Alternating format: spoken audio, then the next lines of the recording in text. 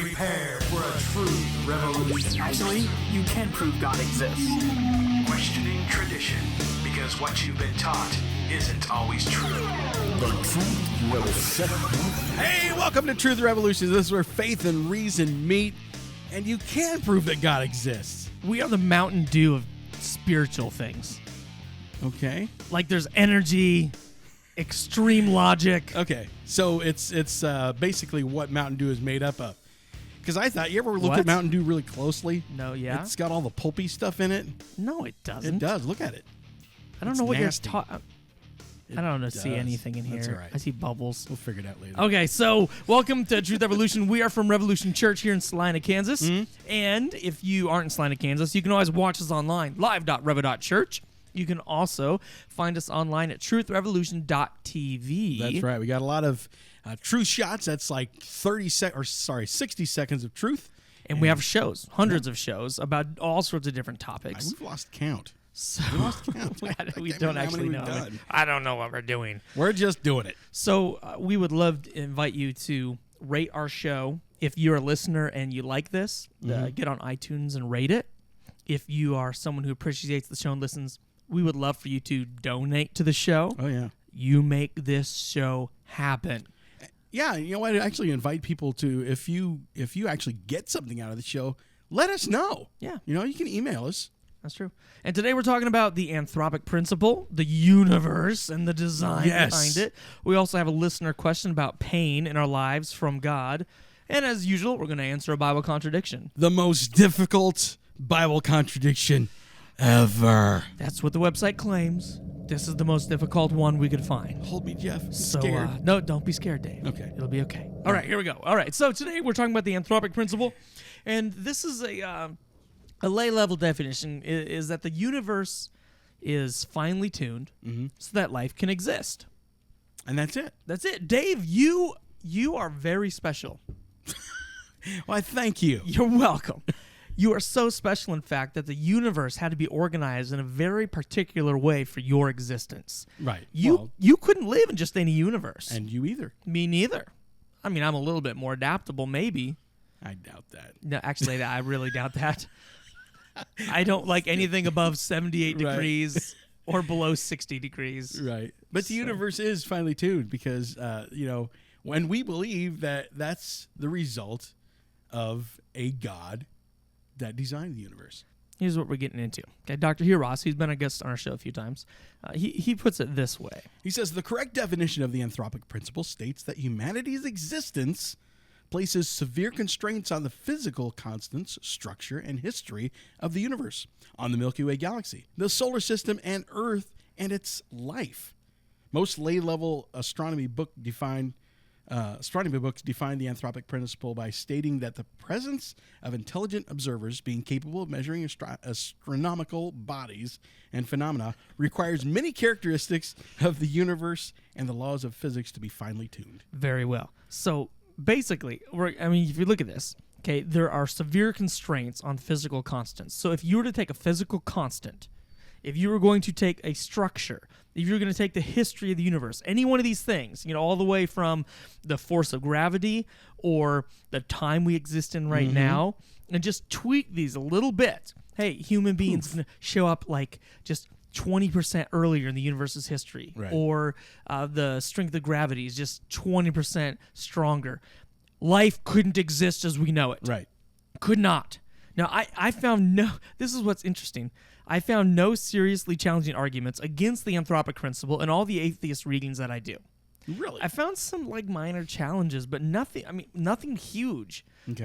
We're going to look at some of the challenges in a minute. We always like to look at the challenges to stuff. But Dr. Patrick Glenn gives up a few evidences, and we'll probably link to the article there. But gravity is, okay, so about gravity. Yeah, it's what keeps my feet on the ground. What do you mean I know about gravity?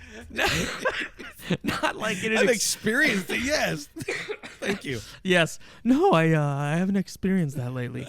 No, I mean, about gravity. It's a force, right? Yes.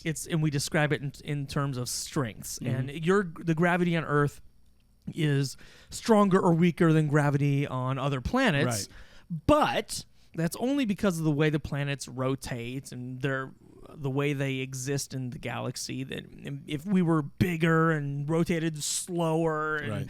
like our gravity would be different. But gravity is summed up in a very just really generally simple equation. Like we can figure out what it's going to be on any planet given certain things. Right. Okay, it's not like gravity itself actually changes. Right. Gravity is a constant. Gravity is a constant, and thank you for pointing. I'm having trouble explaining that. Right, gravity is a constant. It's kind of like you could hold up a piece of paper, and that piece of paper is a constant. And if you shined a red light on it, it would look red. If you shined a blue light on it, it would blue. But gravity itself is a constant, even though you weigh more or less on different places because the gravity affects them differently. But gravity itself is a constant. Okay, so the person says gravity is roughly 10 to the 39 times weaker than electromagnetism. If gravity had been 10 to the 33 times weaker, okay, so that's 6 factors different. Right. Okay, stars would be 1 billion times less massive and would burn 1 million times faster. Wow, it's actually quite possible that the universe could have burned out by now. Yeah, and so I mean, even if gravity was just 10 to the 6 times different, we wouldn't exist. Right. We wouldn't exist. Just that little tiny tweak. The nuclear weak force is 10 to the 28 times the strength of gravity. Had the weak force been slightly weaker, all the hydrogen in the universe would be turned into helium. And what can't you do without hydrogen? Well, you can't have water. You can't have water. That's Right. a little important. Yeah, and you can't have the hydrogen bomb. You can't have, hydrogen That's vehicles. about to make us cease existing anyway. Right. But yeah, right. You wouldn't have hydrogen. You wouldn't have water if the weak nuclear force was just a little bit weaker. That's kind of crazy. And so you got the weak nuclear force, you got the strong nuclear force, you got gravity, you got electromagnetism. They all have to be exactly right for life to exert. A strong nuclear force. Dave, will you read this little quote? All right, strong nuclear force by as little as 2%. Stronger, would have prevented the formulation of protons, yielding a universe without atoms. That would be a problem. That's like a universe without matter, or something like that. And not without matter, but without atoms. Yeah. Well, decreasing it by 5% would have given us a universe without stars. Isn't that crazy? It's crazy. We would have had no sun. Yeah. This is. Can you imagine trying to feel your way around in the dark? Could you imagine trying to feel your way around with no atoms? I don't know if you'd feel anything. Wow, that's crazy. Yeah. This is the strong nuclear force, just 2% different. 2% different, we wouldn't exist. Right? The weak nuclear force, just tiny bit different, we wouldn't exist. And neither would water. Gravity, just slightly different, and we wouldn't exist. Electromagnetism, slightly different, we wouldn't exist. All these different factors, if anything. And by the way, this is sometimes when people talk about the design of the universe, the atheist response is to say, well, look, there was natural selection, there was evolution, and we evolved to be a certain way. So there is no design. We just happened to evolve that way. No, the universe didn't evolve, right? The electromagnetic force did not evolve. There wasn't like a weak nuclear force, and eventually it evolved into a strong nuclear force. Right. Now, these are forces. These are constants in the universe that exist. They are set numbers that were set from the beginning of time, almost the very beginning of time. Right. I mean, they probably, acted different right at the Big Bang or something like that. There's some weird little thing like 0.001 seconds after the Big Yeah. Bang they were slightly different, but after that, like for the next 15 billion years, they were constants. Right. And so you have these set numbers that have existed. They were set from the beginning of time, and for 15 billion years, they haven't changed. And if they had changed even slightly, we would cease to exist. And you're telling me that all these things, all these constants, all these forces just happen to align to produce intelligent life. Right. And that's crazy. The thing that's crazy because you think about life here on Earth and we look up at the sky. It's almost the exact same sky that people were looking at 5,000 years ago. Okay? And we have like nautical navigation. There's a lot less carbon monoxide. Right. A lot less, a lot more light actually now. But, they have nautical charts that just don't change because the skies remain constants. a constant. Now, if any of these things that we were just talking about were even slightly off, that doesn't happen. Well, and when you're comparing the sky and astronomy to the forces, the skies might as well be a bunch of bouncy balls in a room changing randomly compared to the nuclear forces. Right, because the stars will burn out after millions of years, but the nuclear force never changed. It's been the same for 15 billion years. Right. I mean, we rewind the sky 200 years, we're like, yeah, it's pretty much exactly the same. We rewind it 5,000 years, almost exactly the same. We rewind it 8 billion years, it's gonna look a little different. Right. But the nuclear forces, never. The gravity, never. And it's so funny that we have these forces that haven't changed. They were set there at the beginning of time, and they're required for life. Right. I was about actually to say that. Those are things that are needed for life to actually happen. Yeah. And Richard Dawkins, he's a famous atheist. He said that Einstein didn't believe in God, and he quotes some of Einstein's anti-religious views. And I'll grant Einstein didn't particularly care for the idea of a personal God. Right. But because of the anthropic principle we're talking about today, Right. He did believe in a God, a designer of some kind. This is a quote by Albert Einstein. Right. He says, I am not an atheist, and I don't think I could call myself a pantheist, someone that believes in many gods. That's all God. Okay. You're thinking of Polly. This is Pan. There we go. Sorry, Pan. Didn't mean to call you Polly.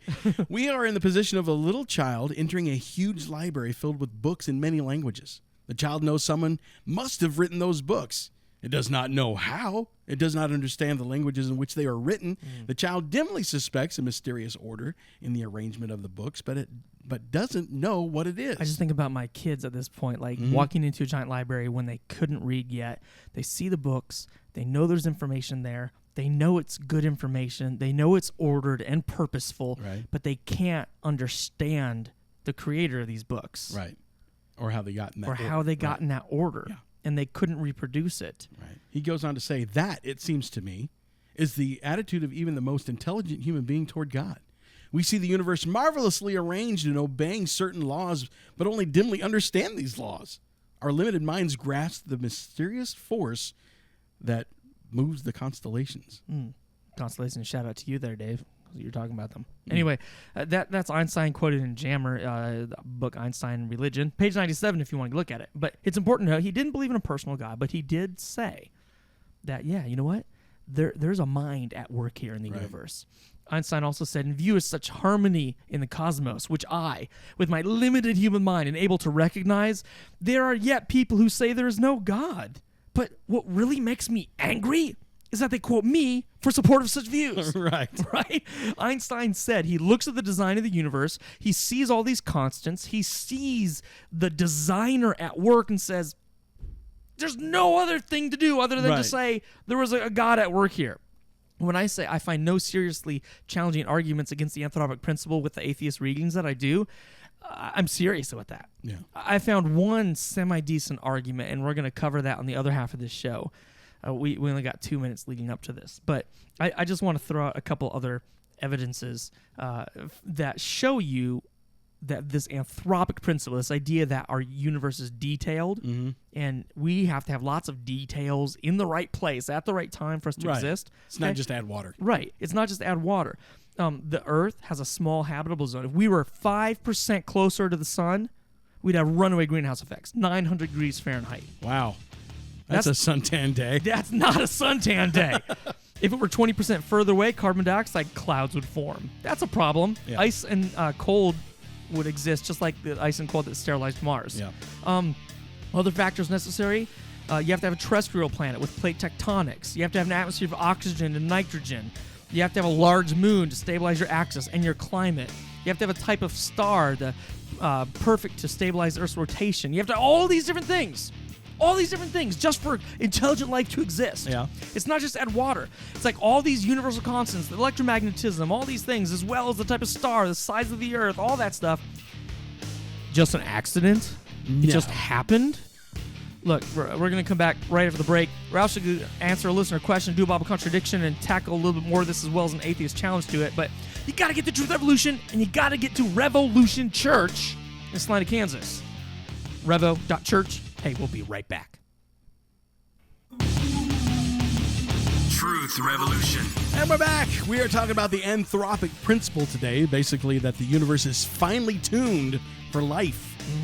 And there are so many different factors: electromagnetism, gravity, weak nuclear force, strong nuclear force, the position of the Earth relative to the sun, the location of the Earth relative to the galaxy in the solar system, the fact that there's large outer planets, the fact that we have water, the fact that we have an oxygen, nitrogen atmosphere, the fact that we have a large moon that's relatively light.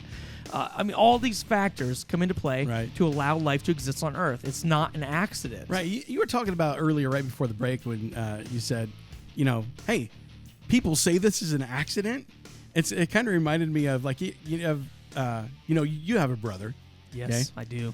And when you're kids, I've done this. It's like I run over and I hit my brother, and I get in trouble for it. I'm like, it was an accident. Right. Well, wait a minute.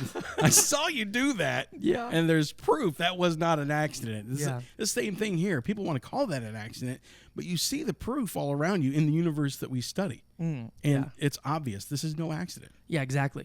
You could look at someone with a, let's say they have an MBA from Harvard. Okay, so they've got this Master's of Business degree from Harvard, and nobody would look and go, "Wow, that was quite the accident that you got that."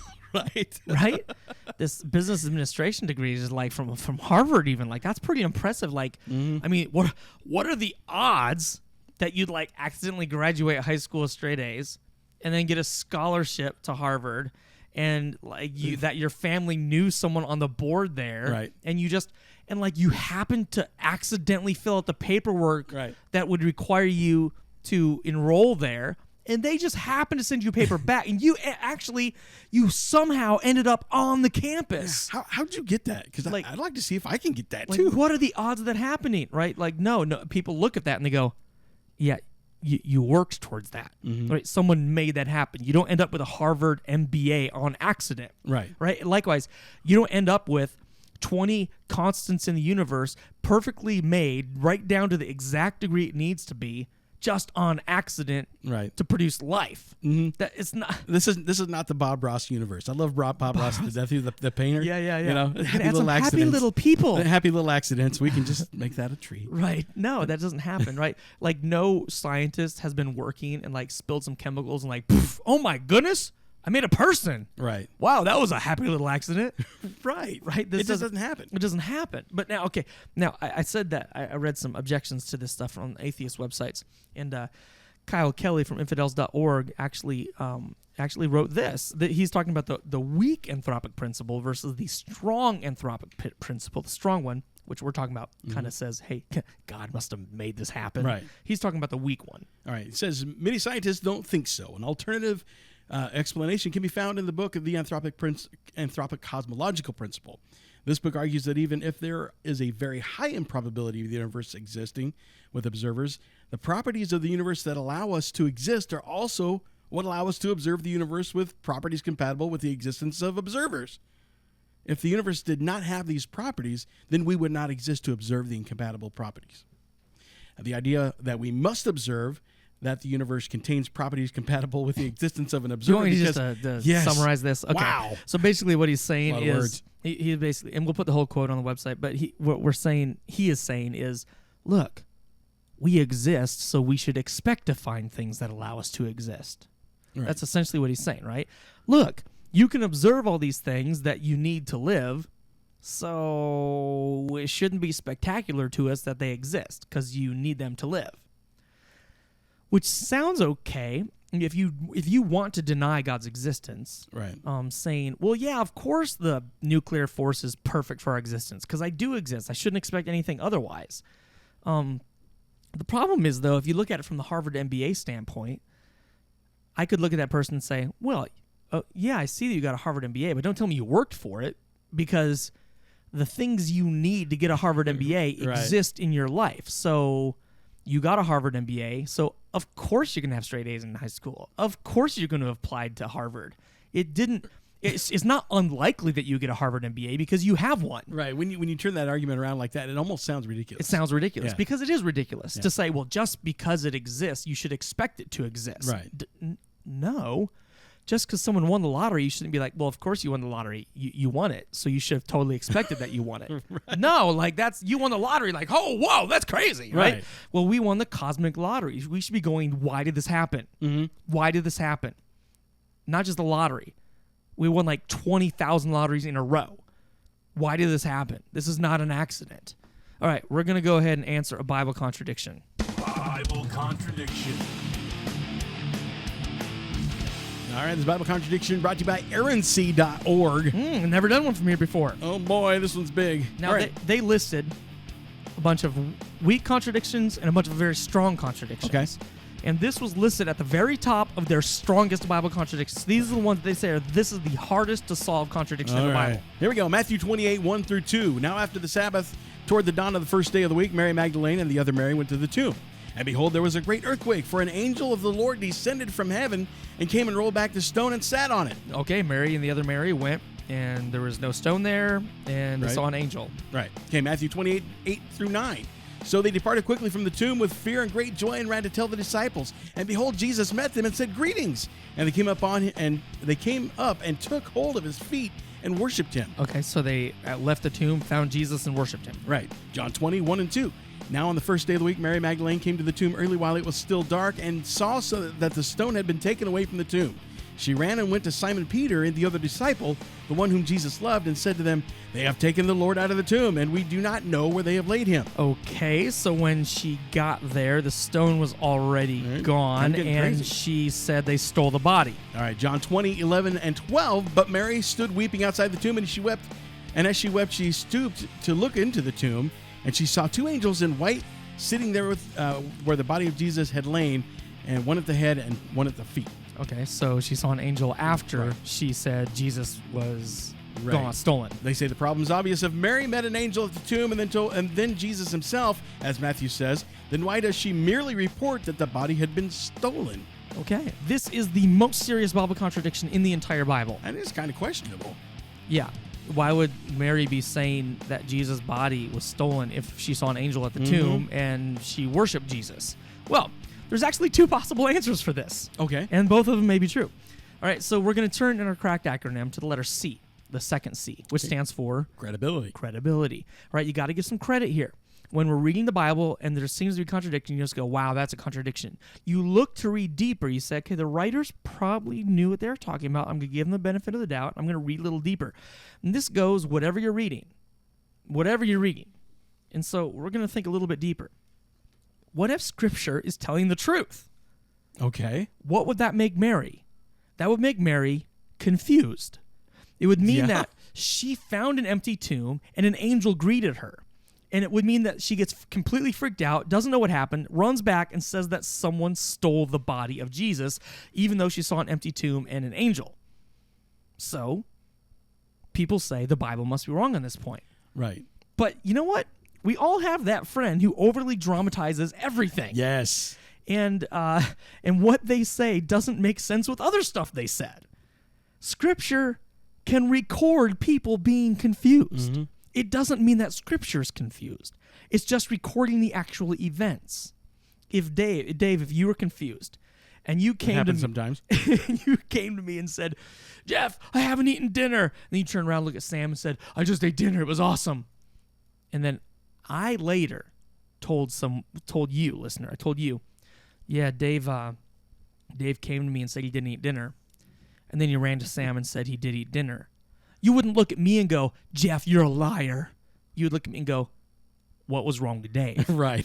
Right? So in this case, what was wrong with Mary? What was wrong with Mary? Not what's wrong with Scripture. Right. I mean, that's one possibility. Like, why was Mary freaking out? And possibly it's because Mary is freaked out. Right. I mean, which often happens when an angel appears.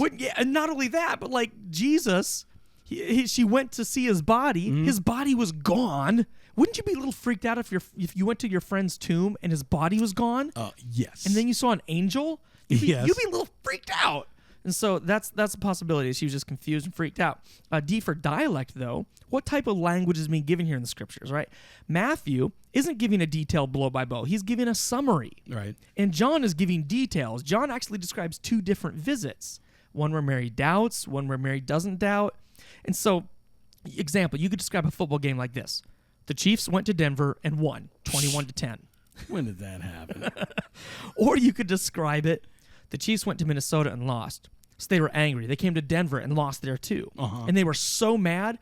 So finally this week they were back at Denver. And even though they were behind most of the game, they eked out 2 touchdowns at the end, winning.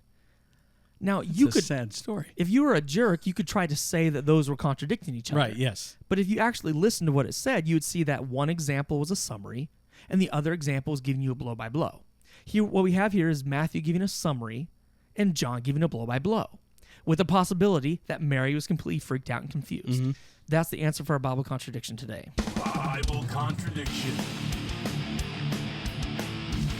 I can see why they would say that this one is difficult. Yeah. But when you put the human possibility there about, hey, we're reporting what we saw, Yeah. we talk about Mary. We're not trying to correct Mary. Yeah, what's the deal with Mary? We're just reporting what Mary Right. said. Yeah. Yeah. So, all right. We only got a minute left. Dave, we're going to go overtime and answer listener questions. Okay? Let's do it. TruthRevolution.tv. If you're listening on the radio, you got to get to TruthRevolution.tv to hear the rest of this. We're going to talk a little bit more about the Anthropic Principal. We're also going to answer a listener question about why God allows pain in your life. Whoa. So, got to get to our podcast. Go to TruthRevolution.tv. Go to iTunes. Type in Jeff Pipo, Truth Revolution, Piepho, whatever it is.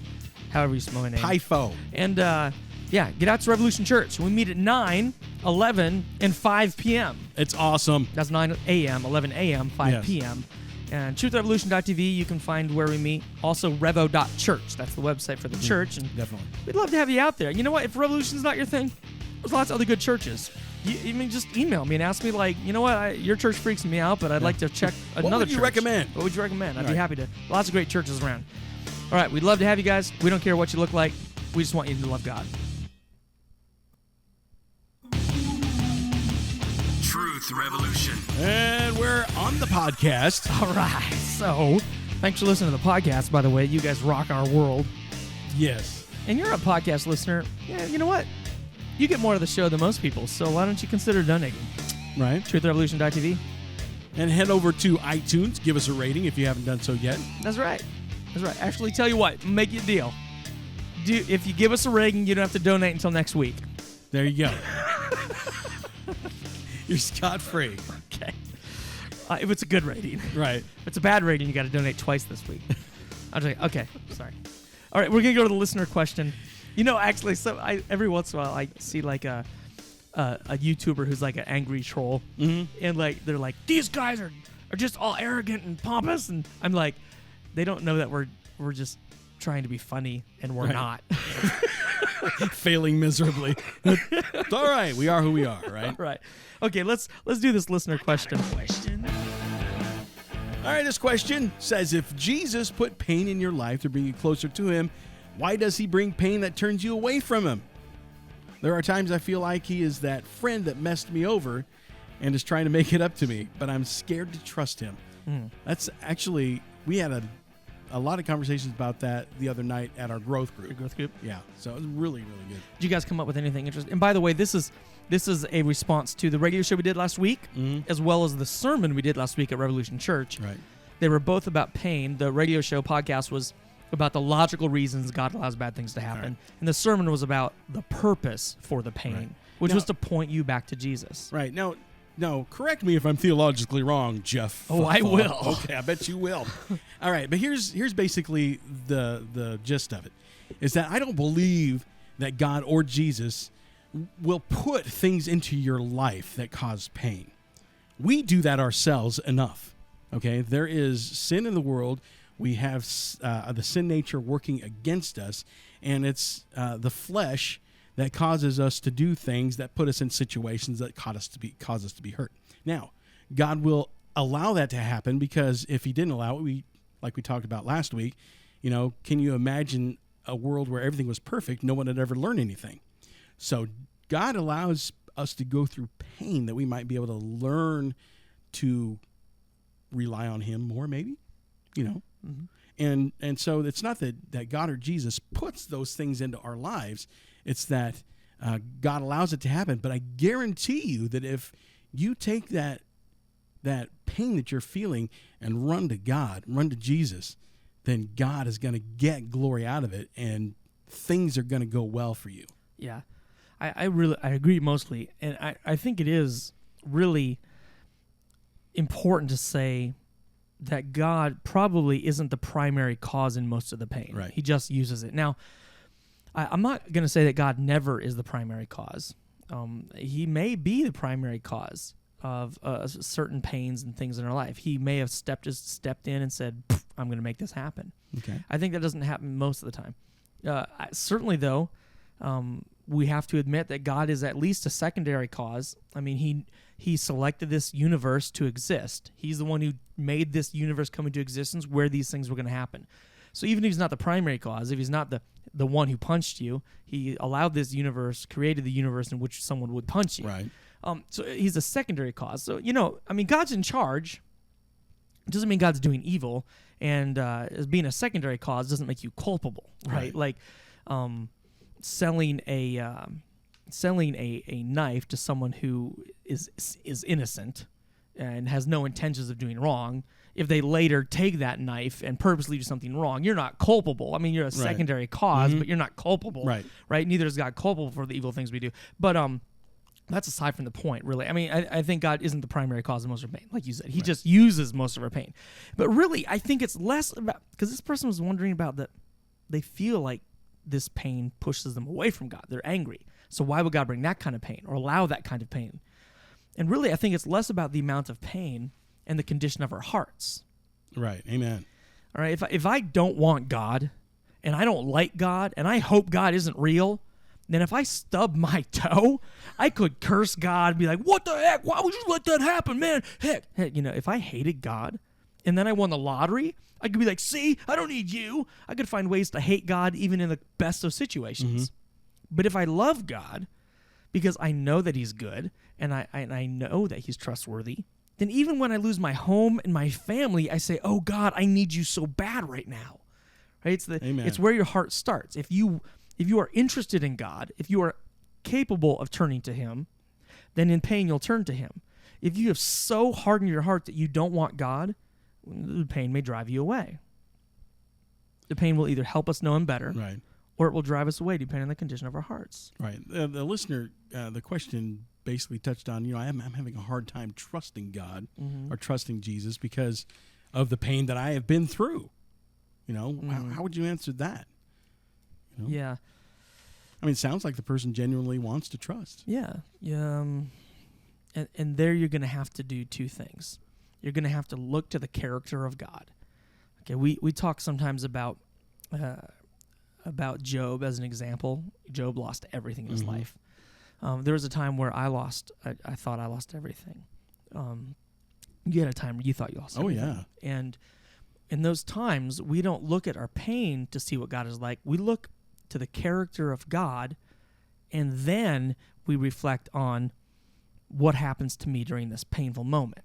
I don't look at my pain and say, that's what God is like. I look at God and say, okay, how do I work through this pain? Right. And so I see God as good and trustworthy and faithful and loving and kind.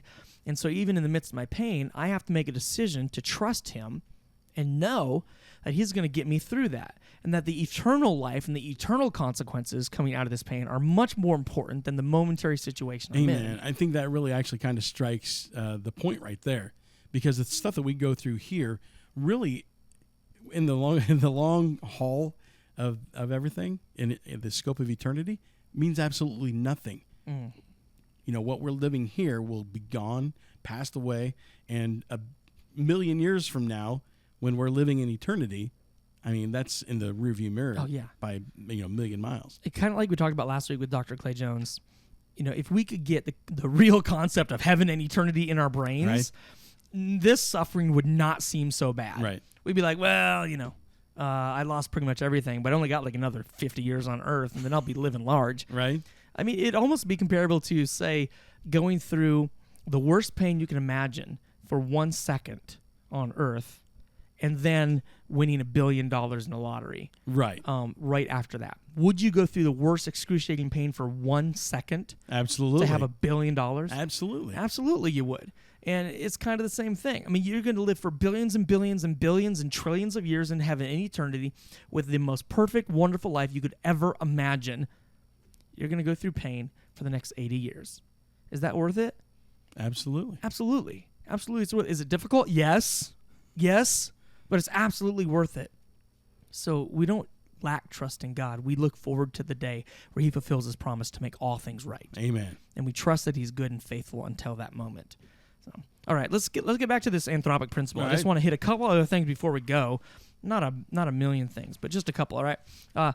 We are rare in the galaxy, okay? The number of factors is at least 20 to produce life like us. Right.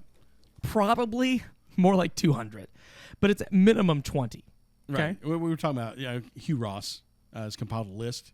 That list. Well, there is that list, and in Hugh Ross's list, there's 154 things. Mm-hmm. Let's just go off 20 things for a minute. Okay. Okay, so there's probably like 200 things needed for life, but let's just say there's only 20. Okay, the number of stars in the galaxy, 100 billion. Okay. 100 billion.